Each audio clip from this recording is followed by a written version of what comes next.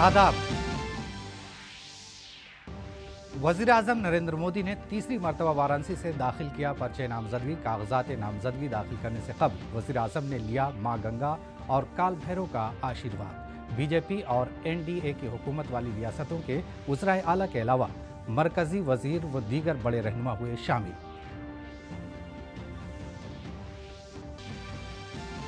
BJP के बड़े रहनुमा तशहीरी मुहिम में मसरूफ। वज़ीर आज़म मोदी झारखंड के कोडरमा में इंतखाबी जलसे से किया खिताब। बीजेपी सदर जेपी नड्डा ने अमेठी, अमित शाह ने मगरबी बंगाल के बनगांव में की रैली। योगी आदित्यनाथ ने उत्तर प्रदेश के दरियाबाद में इंतखाबी रैली से किया खिताब।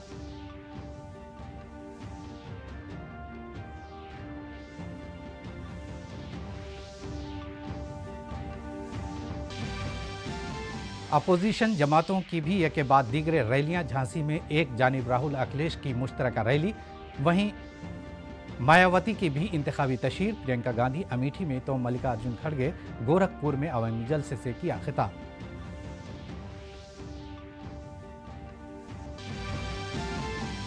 बीजेपी के सीनियर रहनुमा सुशील कुमार मोदी का इंतकाल। दिल्ली से पटना ले जाया गया जसदे खाकी। वज़ीर आज़म नरेंद्र मोदी समेत तमाम सियासी जमातों के रहनुमाओं ने ताज़ियत का किया इजहार। पटना के गंगा घाट पर आखिरी रसूम। आज से 25 मई तक फ्रांस में दिखेगी 77वें कांस फिल्म फेस्टिवल की धूम। भारत पर्व में सेव द डेट की होगी रूनुमाई। दुनिया भर के बड़े चेहरे रेड कारपेट की बढ़ाएंगे शान।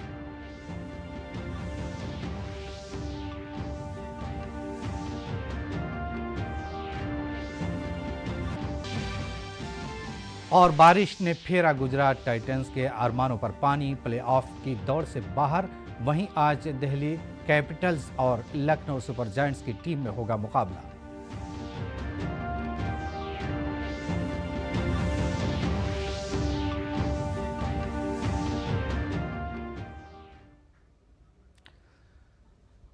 हेडलाइंस के बाद अब खबरें तफसील से। वज़ीर आज़म नरेंद्र मोदी ने वाराणसी इंतखाबी हलका से पर्चे नामजदगी दाखिल किया। यहां 1 जून को वोटिंग होगी। वज़ीर आज़म जब जिला मजिस्ट्रेट के दफ्तर पहुंचे तो लोगों की बड़ी तादाद भी मौजूद थी। काबिल जिक्र है कि वज़ीर आज़म 2014 में पहली बार यहां से रिकॉर्ड वोटों से रुकने पार्लियामेंट मुंतखब हुए थे। अयोध्या में राम मंदिर के प्राण प्रतिष्ठा के लिए मौजू वक्त निकालने वाले पंडित गणेश्वर शास्त्री, बैजनाथ पटेल, लालचंद कुशवाहा और संजय सोनकर उनकी नामजदगी के लिए तजवीज़ कुनंदा बने।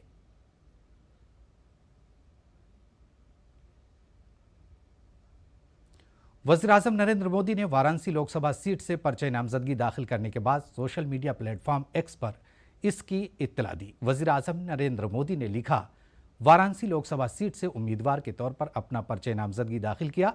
इस तारीखी सीट के लोगों की खिदमत करना एजाज की बात है। अवाम की दुआओं से पिछली दहाई में नुमाया कामयाबियां हासिल हुई हैं।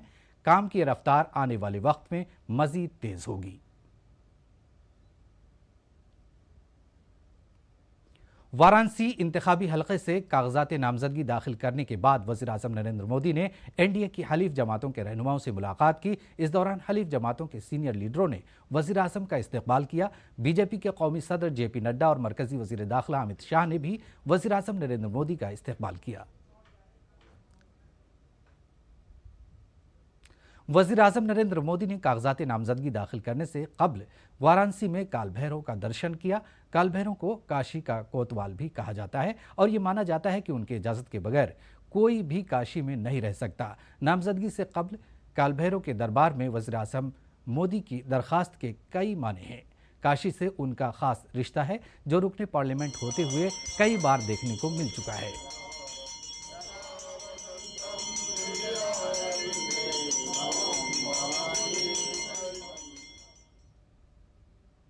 वज़ीर आज़म नरेंद्र मोदी वाराणसी से तीसरी बार उम्मीदवार हैं। काशी के साथ उनका जज्बाती ताल्लुक कई बार देखने को मिला है। आज भी कागजात नामजदगी से कबल वज़ीर आज़म ने वैदिक मंत्र विचार के दरमियान दशाश्वमेध घाट पर खुसूसी पूजा कर मां गंगा का आशीर्वाद लिया। इससे कबल गुज़श्ता रोज़ उन्होंने एक रोड शो में शिरकत की थी। इस सीट पर 1 जून को वोटिंग होनी है। वज़ीर आज़म इससे कबल 2014 और 2019 में भी यहाँ से रिकॉर्ड वोटों के साथ जीत चुके हैं।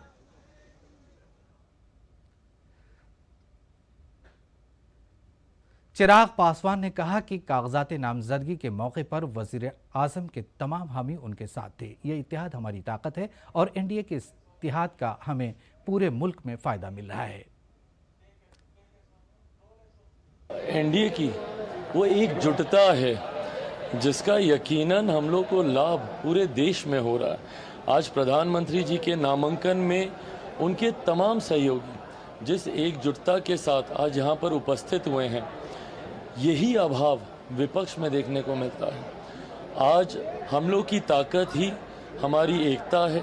जिस तरीके से हर राज्य में तमाम घटक दल ईमानदारी से एक दूसरे के साथ मिलकर हम लोग प्रचार प्रसार में लगे हुए हैं। मरकजी वजीर और मुंबई नॉर्थ से बीजेपी के उम्मीदवार पीयूष गोयल ने कहा कि मुझे वजीर आजम नरेंद्र मोदी की 10 साल खिदमत पर पूरा एतमाद है और मुल्क के लोगों ने आने वाले अमृतकाल में एक तरक्की याफ्ता भारत बनाने का इरादा कर लिया है।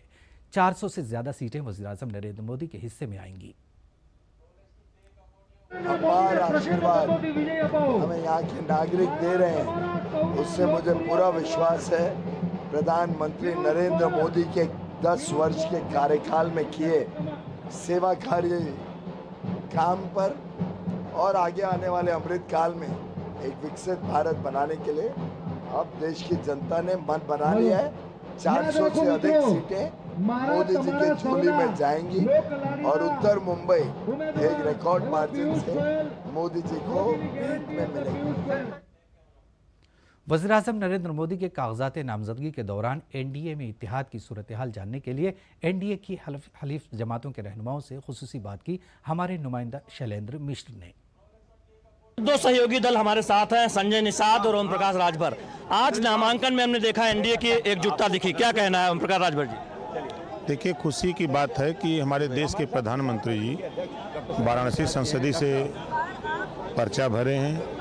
ये बनारस के लिए ही नहीं बल्कि पूरे देश के लिए खुशी का माहौल है कि आज देश के प्रधानमंत्री बनारस से चुनाव लड़ रहे हैं। कह रहे हैं कि 80 की 80 सीटें का लक्ष्य है एनडीए के सहयोगियों के साथ। माननीय योगी आदित्यनाथ जी के नेतृत्व में 80 की 80 और देश में 400 पार सीटें हम लोग जीतेंगे, कोई दिक्कत नहीं है। जनता चुनाव लड़ रही है। संजय निषाद जी, आप क्या कहेंगे, क्या कहना आप? सौभाग्यशाली है देश की जनता कि मोदी जी यहाँ सुना रहे हैं बनारस में, और हम मछुआरों की जिम्मेदारी बनती है गंगा पुत्रों की कि मोदी जी को फिर से प्रधानमंत्री बनाना है। पूरे देश के मछुआरों ने तय कर रखा है, देश की जनता ने तय कर रखा है, मोदी जी फिर प्रधानमंत्री बनेंगे। एनडीए की सहयोगी अनुप्रिया पटेल हमारे साथ है। अनुप्रिया जी, एनडीए का पूरा जो सहयोगी दल है सब मौजूद थे प्रधानमंत्री नरेंद्र मोदी के नामांकन में, क्या संदेश दे रहे हैं आप लोग? देखिए, हम एनडीए के सभी पार्टनर्स आज यहाँ काशी की धरती पर माननीय प्रधानमंत्री जी के नामांकन पत्र के दाखिला के अवसर पर आए हैं। उनको अपनी शुभकामनाएं देने के लिए उनके नेतृत्व में हमारा विश्वास है, भरोसा है। तीसरी बार देश में प्रधानमंत्री नरेंद्र मोदी जी की एनडीए की सरकार की हैट्रिक लगने जा रही है और काशी की जनता रिकॉर्ड मतों से ऐतिहासिक जीत प्रधानमंत्री नरेंद्र मोदी जी की दर्ज करने जा रही है। उत्तर प्रदेश में 80 सीटों का लक्ष्य, इस बार एक भी सीट कह रहे बीजेपी इस बार कोर कसर नहीं छोड़ेंगे। देखिए, हमारा एनडीए का कुनबा उत्तर प्रदेश में बहुत मजबूत हो चुका है। जैसे 5 उंगलियों से मुट्ठी बनती है, वैसे भाजपा, अपना दल, सुभाषपा, निषाद पार्टी और आरएलडी पांचों ने मिलाकर एक मजबूत मुट्ठी बनाई है और इस बार हम उत्तर प्रदेश को तीसरी बार फतेह करके एनडीए को सबसे ज्यादा मजबूती देने जा रहे हैं। तो तमाम जो एनडीए के सहयोगी हैं उनके साथ कोई कोर कसर नहीं छोड़ी जाएगी। 80 की 80 सीटें उत्तर प्रदेश जिताने में हमने देखा कि तमाम एनडीए के सहयोगी नेता मौजूद रहे प्रधानमंत्री नरेंद्र मोदी के वाराणसी से नामांकन में। कैमरामैन मुरली पांडे के साथ शैलेंद्र मिश्र, डीडी न्यूज, वाराणसी। मरकजी वजीर दाखिला और बीजेपी के सीनियर रहनुमा अमित शाह ने मगरबी बंगाल के बनगांव में एक इंतखाबी रैली से खिताब किया। इस रैली में उन्होंने कहा कि वो आवाम को जमानत देते हैं कि उन्हें इज्जत के साथ जीने का हक मिलेगा। दुनिया की कोई ताकत हिंदू, बौद्ध और जैन मुहाजिरीन को मुल्क का शहरी बनने से नहीं रोक सकती। मैं गारंटी देकर जाता हूं बनगांव वालों, किसी को कोई तकलीफ नहीं आएगी, नागरिकता भी मिलेगी और देश में सम्मान के साथ जी भी पाओ। मेरी बात ध्यान से सुन लो, दुनिया की कोई ताकत मेरे हिंदू शरणार्थी भाई, बौद्ध शरणार्थी भाई, जैन शरणार्थी भाई को नागरिक बनने से रोक नहीं सकती। ये नरेंद्र मोदी का वादा है। इलेक्शन कमीशन ने इंतखाबी ज़ाब्ते अखलाक की पासदारी से मुतालिक दूसरी रिपोर्ट जारी कर दी है। रिपोर्ट जारी करते हुए कमीशन ने कहा है कि तकरीबन 2 माह से ज़्यादा इंतखाबी ज़ाब्ते अखलाक की खिलाफ वर्जी के तकरीबन तमाम मामलात को हल कर लिया गया है, जबकि कांग्रेस और बीजेपी की सिर्फ चंद शिकायतें रह गई हैं। नोटिस लेते हुए और ज़ाब्ते अखलाक की पाबंदी के बारे में मालूमात देते हुए कमीशन ने कहा कि अब तक दर्ज की गई 425 शिकायत में से 90% को हल कर लिया गया है। कांग्रेस ने सुप्रिया भारद्वाज को नेशनल मीडिया कोऑर्डिनेटर बनाया है। सुप्रिया भारद्वाज पार्टी में राधिका खेड़ा की जगह लेंगी।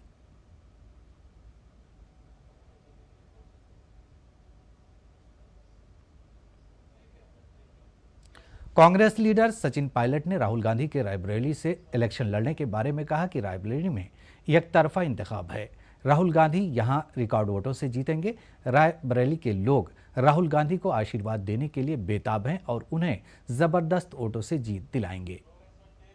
रायबरेली में एक तरफा चुनाव है। राहुल गांधी जी रिकॉर्ड मतों से जीतकर जाएंगे यहाँ पर, और उनके लड़ने से ना सिर्फ इस पूरे इलाके और प्रदेश में लेकिन गठबंधन को बहुत मजबूती मिल रही है। और मैं मानता हूँ कि रायबरेली के लोग यहाँ पर मन बना के बैठे हुए हैं, क्योंकि पूरे देश की निगाह इस चुनाव पर है और भारतीय जनता पार्टी पूरी ताकत लगा रही है, सब संसाधन लगा रहे हैं और खूब सत्ता का दुरुपयोग हो रहा है। जो इंजन है ना, दोनों सिंगल डबल, वो सब लगे हैं यहाँ पर, लेकिन कोई काम नहीं आ रहा, कोई लोग मन बना चुके हैं। समाजवादी पार्टी के सरबराह और कन्नौज लोकसभा सीट के उम्मीदवार अखिलेश यादव ने उत्तर प्रदेश के झांसी में इंडी इत्तेहाद के मुश्तरका इंतखाबी रैली से खिताब किया। उन्होंने इंडी इत्तेहाद की जीत का दावा किया और इक़्तिदार में आने के बाद अग्निवीर स्कीम को खत्म करने की बात की। हम इंडिया गठबंधन के लोग अपने नौजवानों को भरोसा दिला के जा रहे हैं। 4 जून के बाद इंडिया गठबंधन की सरकार बनने जा रही है। न केवल नौकरी के रास्ते खुलेंगे, बल्कि अग्निवीर व्यवस्था हमेशा हमेशा के लिए खत्म हो जाएगी। बिहार के साबिक नायब वज़ीर आला और राज्यसभा मेंबर पार्लियामेंट सुशील कुमार मोदी का कल शाम दिल्ली एम्स में इलाज के दौरान इंतकाल हो गया। उनकी उम्र 72 बरस थी। वो कुछ अरसे से गले के कैंसर में मुब्तला थे। आज उनकी मैयत को खुसूसी तैयारी के जरिए दिल्ली से पटना ले जाया गया। उनकी जसद खाकी को आखिरी दीदार के लिए राजेंद्र नगर में उनकी निजी रिहाइशगाह पर रखा गया है। इसके बाद पटना के गुलाबी घाट पर उनकी आखिरी रसूमात अदा की जाएंगी।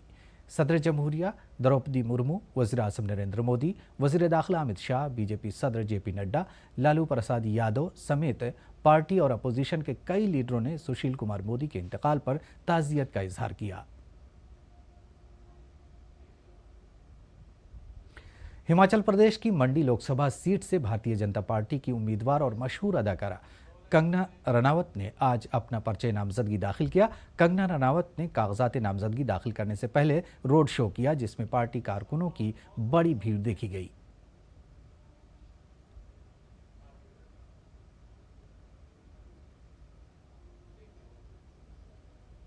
चंडीगढ़ सीट से कांग्रेस के उम्मीदवार मनीष तिवारी ने पर्चे नामजदगी दाखिल करने से कबल रोड शो किया। इस मौके पर बड़ी तादाद में पार्टी कारकुनान मौजूद रहे।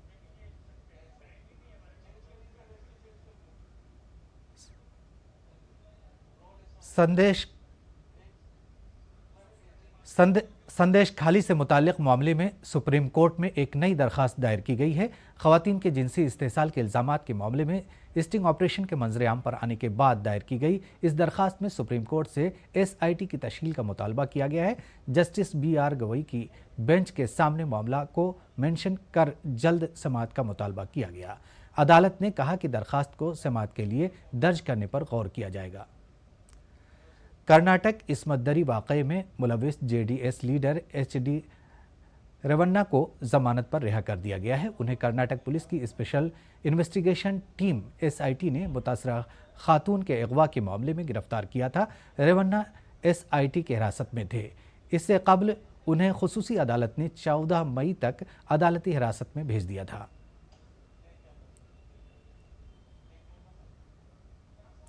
दुनिया की मायानाज फिल्म तकरीब में से एक कान फिल्म फेस्टिवल का आज से फ्रांस में आगाज हो रहा है। भारतीय सिनेमा के लिए भी ये तारीखी होगा, क्योंकि मुल्क की फिल्मों की एक मुतनव्वी सीरीज आलमी सतह पर आने वाली है।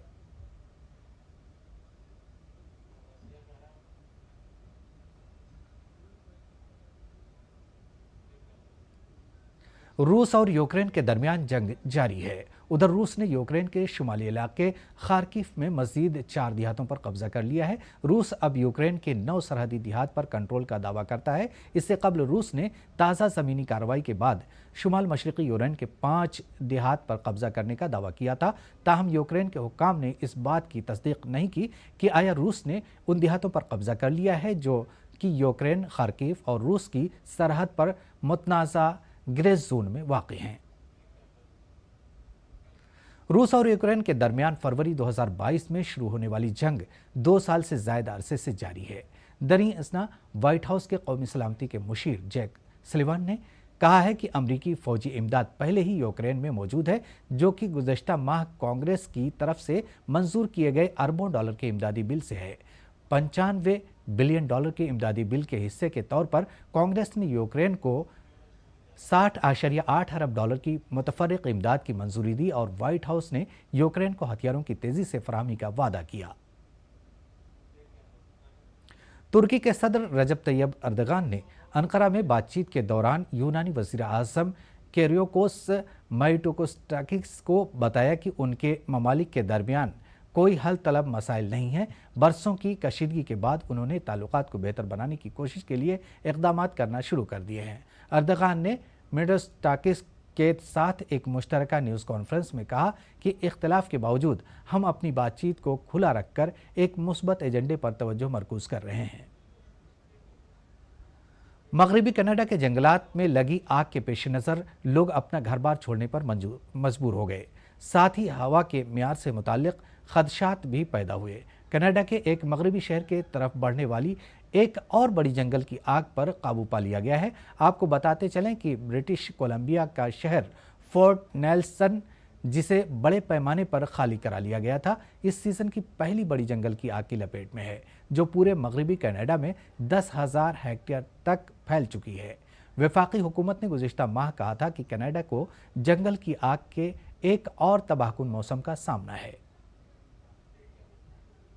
इंडियन प्रीमियर लीग में आज दिल्ली में लखनऊ सुपर जायंट्स और दिल्ली कैपिटल की टीमें आमने सामने होंगी। ये मैच दोनों टीमों के लिए बहुत ज़्यादा अहमियत का हामिल है।